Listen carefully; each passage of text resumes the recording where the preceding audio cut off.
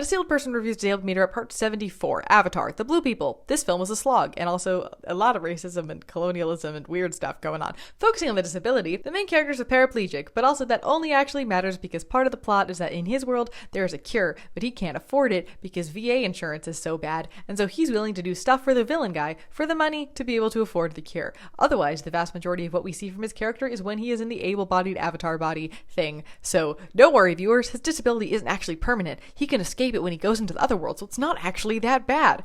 Literally the first time we see him in the avatar body, it focuses on his joy being able to use his legs, which is realistic. Like, I'm sure that if you were in an actual situation, some of this would play out this way. But that's not an actual situation, and it's also unnecessary. Having the character's only initial motivation and mission be to fix his disability because it makes him miserable is a really bad look when it comes to the very basics of ethical media representation. There's a really great review published by Disability Studies Quarterly called Old, New, Borrowed, and Blue, Compulsory Able-Bodiedness and Whiteness in Avatar by Sarah Palmer that you should check out if you have a moment because it's great.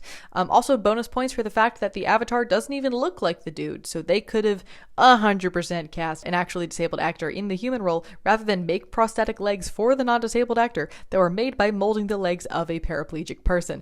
That's just weird, y'all. The disabled character I don't see a lot of conversation about is the fact that the villain has giant facial/skull scars and how that is meant to indicate that he's a bad guy, as it is almost exclusively used in media. And then when you look at him and Jake next to each other, it becomes extra clear that these disabilities were exclusively there for narrative expediency purposes. You're meant to see these disabled people as a pair, as both broken and evil, but then the more Jake gets into the Pandora world, the less disabled and more whole he becomes. Meanwhile, the villain sort of gives into it and becomes even more villainous because even in the beginning, he had the choice to quit and go get his scars fixed, but he chose not to, so him leaning into his disability and refusing to fix it equates to his villainy, where Jake's ascension to the goodness is him becoming an able to Na'vi.